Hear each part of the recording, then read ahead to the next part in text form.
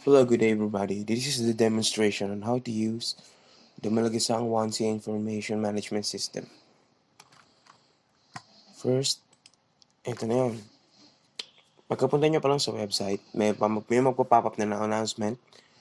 Pero since wala pa naman, hindi pa naman siya ginagamit, lalagay muna natin lang under maintenance. So, next nyo lang yan. Ito yung pinaka-homepage niya. Makikita nyo dito kung para saan yung barangay at makikita nyo yung officials, kung ilan yung resident na nakalagay sa system, ilan yung registered user, visitor, and ilan yung subdivision na sakop ng barangay. Makikita nyo rin dito sa baba is yung news and updates. And clickable yan. See?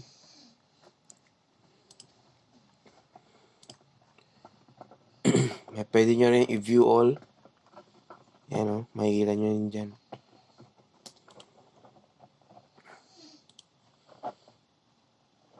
Tapos makikita nyo rin sa pinakababa yung contact number at kung anong oras lang nag-ooperate yung barangay.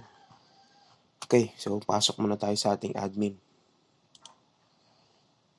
Andito yung login. Or dito yung login, register, and forgot password and verification code. So, punta muna tayo sa register. Dito sa register, quick tip, bago gumana yung register, kailangan nasa loob kayo ng database. Kasi hindi kayo makakapag-register kapag wala yung pangalan nyo doon. And exact address, exact spelling, and para siya ma-bless ng ating registration form, kailangan exact yung mga ilalagay nyo dito. Kasi pag may kulang o may maliit or malaki, basta hindi siya nagtugma, hindi siya papasok. Try natin.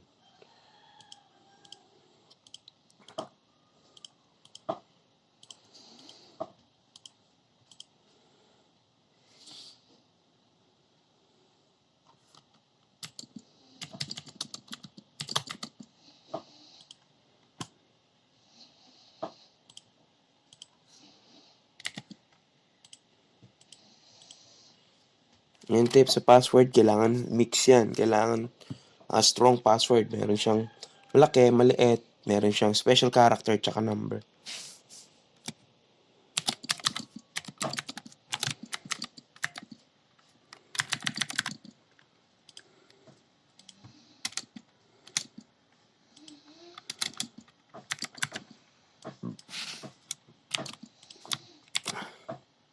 Tapos kailangan din mag-upload tayo ng picture ng ating valid ID para pag chinek ng admin na o nga resident nga siya doon, i-approve niya yun.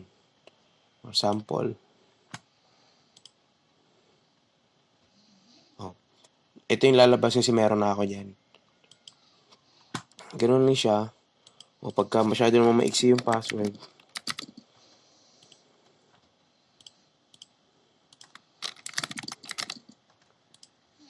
ganyan yung lalabas. Okay, so doon na tayo sa login.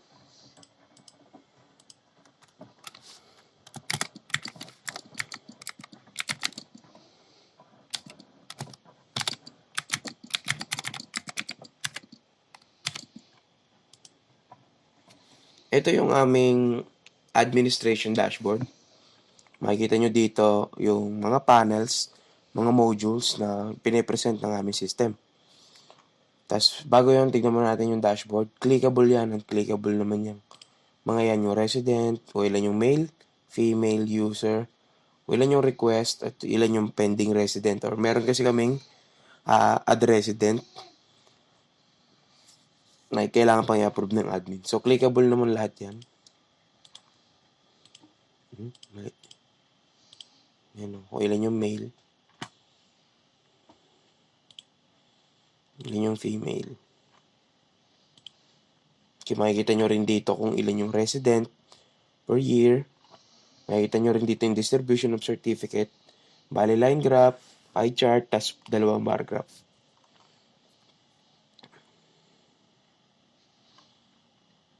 Tapos dito, makikita nyo dito na sa gilid, sa control panel, Makikita nyo na dito yung barangay officials. Barangay officials list. Makikita nyo yan dyan. Pwede nyo yan i-view.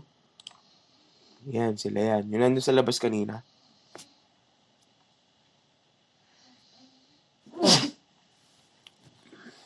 Pwede nyo rin siyang i-delete. Pwede rin kayo mag-add. Nandito yan. Tapos lalabas yan dun sa labas. Ay, dun sa kanina. Kagaya. And makakapag-add lang kayo kapag resident na kayo or nakalagay na yung pangalan nyo sa database. Search tayo. Okay. Active. Hindi tayo kahit ano. Sample lang naman to. Sample.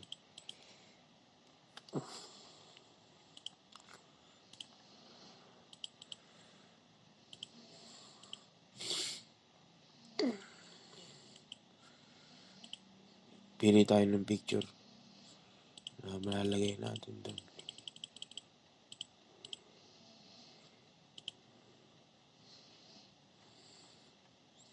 So, i-add official lang natin.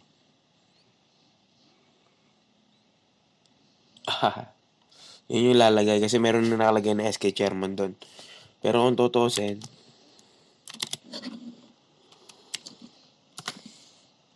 dito siya lalabas. Ayun no, yung nilagay natin kanina SK chairman, di ba?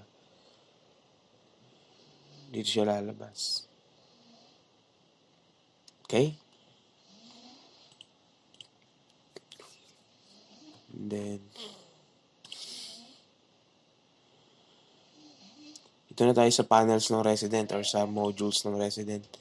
Meron tayo ditong resident list and you can filter that kung ilan yung gusto nyo listahan. Kung per 100 or per 1,000, parang ganun. Mas searchable yan kung sino gusto nating ipakita. Ayan. Okay. Tapos pwede tayo mag-add dyan. Ito yung pinaka-suggested. Kailangan walk-in. Mag-add kayo ng resident. Malalagay siya dun sa listahan. Hindi muna natin siya lalagyan kasi medyo confidential to kasi kailangan talaga natin ng resident na nakatira dun. So, yun lang naman, dun din siya lalabas. Lalabas din siya dito sa resident list na to. Tapos pag dinelete nyo naman siya, dun siya papasok sa kabila. Ito, delete. Okay, dito sa archive resident. Tapos i-restore lang natin siya. Babalik lang siya, di ba? Okay.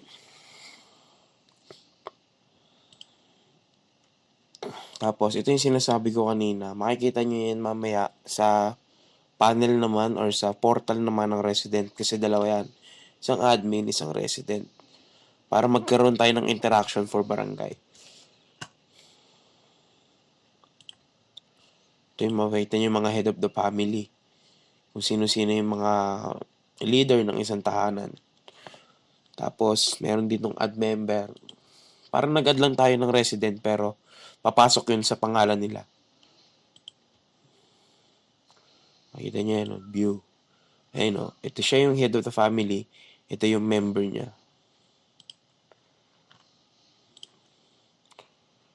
Yung user. Dito makikita natin kung ilan pa lang yung user. Kasi dry run pa lang naman to. So, ito pa lang yung mga gumagamit or mga merong account na kayang gumamit ng user portal. Then after natin dito na tayo papasok sa reports.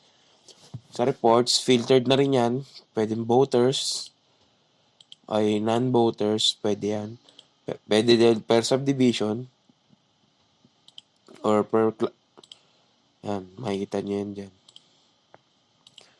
O kung kailan sila tumira, for example, 2023, 2010, yan, sila yung mga lalabas. Employed or unemployed, lalabas yan. O, natin i-filter to.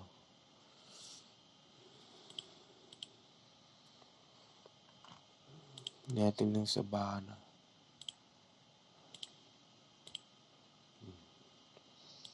Hindi natin kung minor or adult, lalabas din yan. Tapos printable din yan para pag hiningi ng kaya nilang ibigay. Then, ito na. Papasok na tayo sa request list. Andito yung mga pinakakailangan ng system or andito yung pinakapanama ng system. Dito yung certificate. Makikita dito yung types ng request. Andito, types of certification, identity, barangay clearance, business permit, first-time job seeker. Makikita nyo yan dyan. Tapos pag pinilik yan, eto, makikita nyo yung sample. Ito, na-approve na tong tatlo. Tapos itong dalawa sa baba. Tapos itong apat is for pending pa rin yan. Once na na-approve yan or disapprove, merong mag-i-email dito sa nakalagay na number, pangalan, email dito. Tsaka sa phone number, meron dyan magno-notify kung na-approve or disapprove. Kasi yan yung pinaka nasa title ng aming thesis. Once na na-approve yan or disapprove, pag na-disapprove, automatic deleted yan. Pero pag na-approve, ito yung lalabas, generate. Ganyan.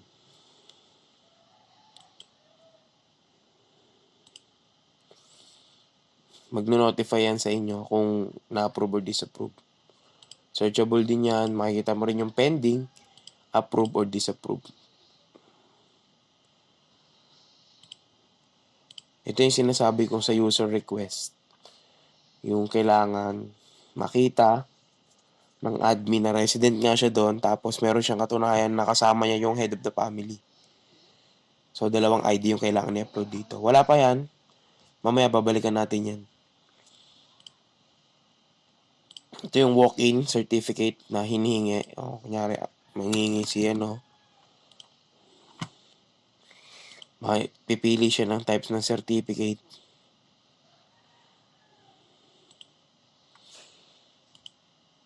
Yan. Kasi automatic mag-fetch na yan. Sa first name, middle name, tapos last name. Tapos pipili lang siya subdivision. Automatic na yan dyan. Lalagay mo lang yung certificate. Kung ilan.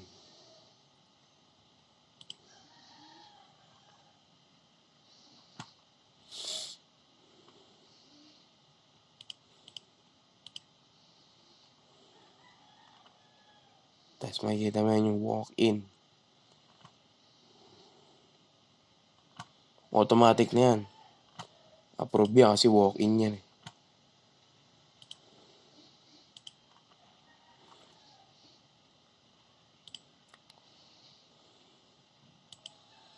Ito, bukod naman to, certificate din siya. Pero for construction siya. Tapos ito naman for business clearance request. Ganun din siya. Same function. Then dito naman tayo papasok sa complaints list. Dito sa complaint panel, ito kasi ongoing na to eh. Okay, pasok muna tayo sa kabila.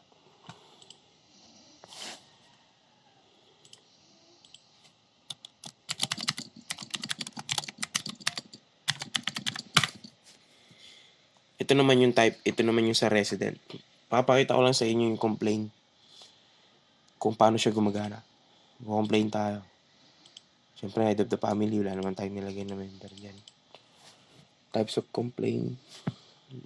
Noise. Maingay po kasi.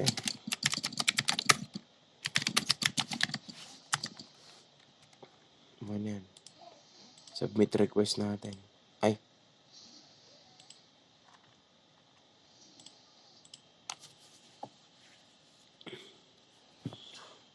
Refresh lang natin to. Ito na siya. Nasa admin siya.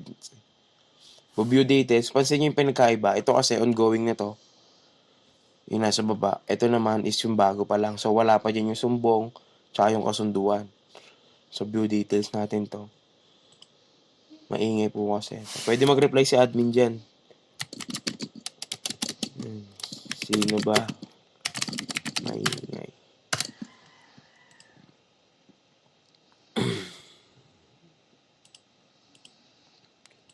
Makita rin natin yan dito.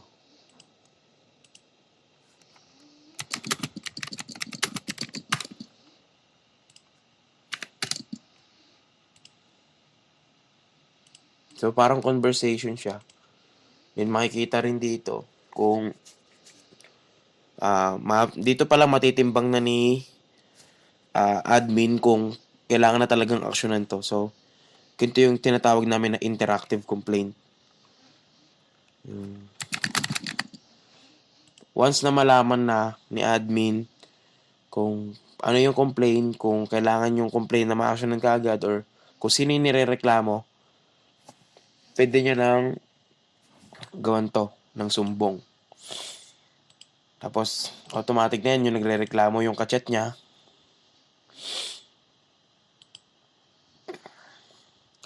Tapos yung nirereklamo, pwede nating i-search yan dito. Mag-fetch yan. Kung nakikita nyo dito, may nakalagay na phone number. Kasi, once na mareklamo ka, may magte-text na sa'yo kung nirereklamo ka within 15 days, kailangan magharap kayo sa barangay pag hindi pa naayos yung problema nyo. Ibig sabihin, na-notify ka na may reklamo ka, alam mo na kung ano dapat mong gawin. Tapos dito, yan, lalagay lang tayo dyan. Tapos dito yung ano yung hinihingi mo katarungan. Sample lang naman tayo. Try lang lagay natin. Try. Sasubmit lang tayo ng sumbong. Okay, so makikita nyo, ito na yun, oh. Ito na yung sumbong. Ayan yung try. Yan. So, nireklamo natin. Once na ma-generate yan, may mag-text.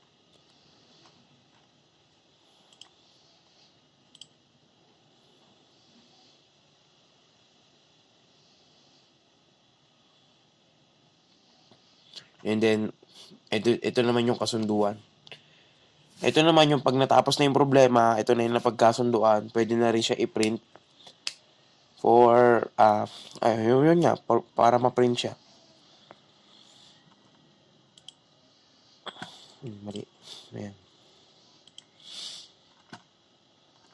And then, pasok na tayo sa settings. Okay na yan. Diba yung status ongoing? Pag nireply mo yan. Yung status.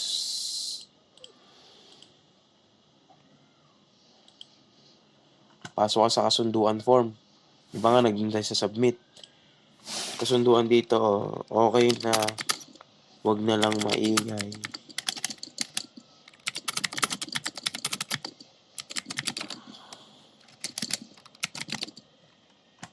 Yan na yung kasunduan yung dalawa.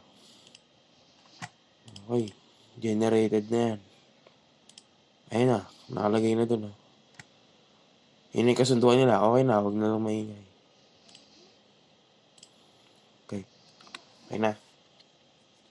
Once na ma-change natin yung status, kung ongoing pa ba siya or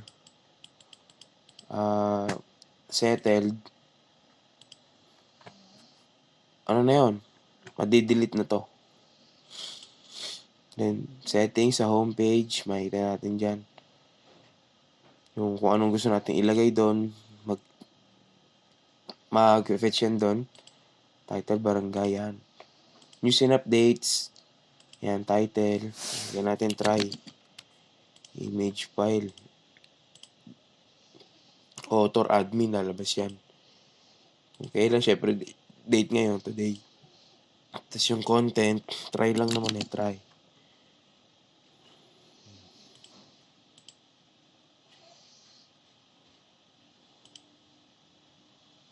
Makikita na rin natin yan doon. Sa kabila mamaya check natin. Tapos yung announcement.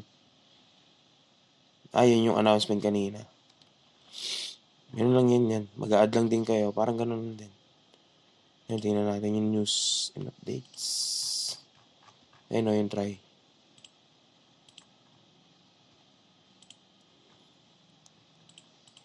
Yun lang.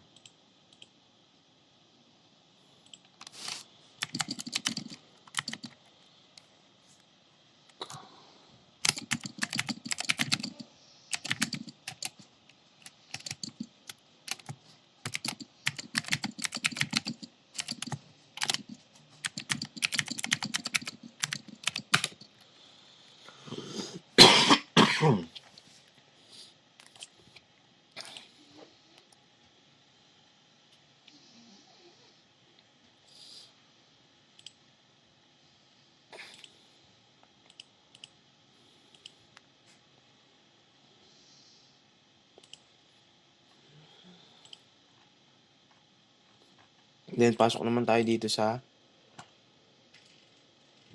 ating resident. Ito yung dashboard. Makita nyo dyan. Yan yung latest news. Kanina inad natin, di ba? Tapos andito yung location ng barangay. Yung request natin. Yan. And, kung ilan yung family member, which is 0. Wala naman tayong nilagay dyan. Tapos makita natin yung request. Ito yung types ng certificates. Nakita nyo naman kung paano yung gumana kanina. Yan yung request certificates. Andyan lahat yan. Tapos ito yung complain. Yung complain. Nakita nyo naman kung paano mag-complain. Tapos yung family. Yung magre-request ka ng add family. Ito yung sinasabi ko, magre-request ka ng add family member. Isa. Yan. Lalabas yan. Tapos ito yung sinasabi ko rin kanina na valid ID ng head of the family tsaka yung valid ID na mismong gusto nyo nating i-add. So pag in-add natin yan, lalabas yan doon sa request panel kanina. Yun na. Depende na si admin kung i-accept niya o hindi, kung magtutugma yung mga nasa database nila. Ayun lang naman.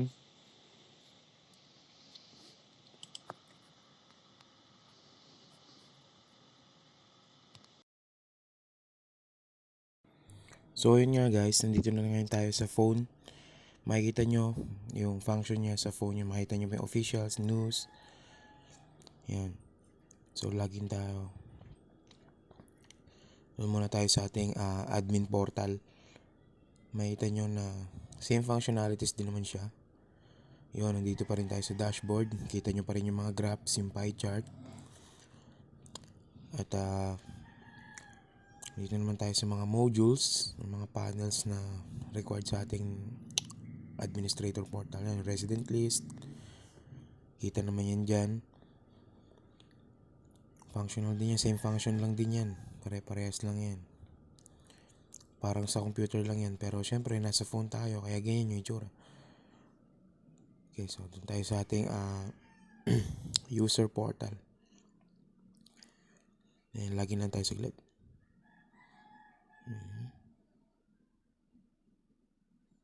Ngayon sinasabi natin kailangan special, may mixed or strong password yung kailangan. Yan, kita rin dito yung map. Kita rin yung complaint, yung types of request, yung family member. Andyan din yan sa phone. Same function lang din siya. Yan, head of the family, try tayo. Pare-parehas lang yan. Okay. Same function. Same UI, medyo maliit lang kasi nga nasa phone. Pero accurate as in a computer. Parehas lang yan.